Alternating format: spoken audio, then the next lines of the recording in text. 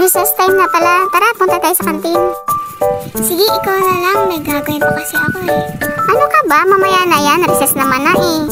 Hindi ka ba nagugutom? Di, okay lang. Wala din kasi akong baon. Tsaka busog pa naman ako. Me, first day of school, wala ka agad baon? Oo eh, kasi hindi nakabenta ang papa ko kahapon kaya wala akong baon ngayon. Ganun ba? Libre na lang kita, tara! Di, okay lang. Nakakahiya naman. Ano ka ba? Huwag ka nang mahiya. Para namang ano to. Sige na nga, tara. Anong gusto mo, Trix? Isang slice ng pizza na lang. Okay, sige. Yung Doritos na lang sa akin.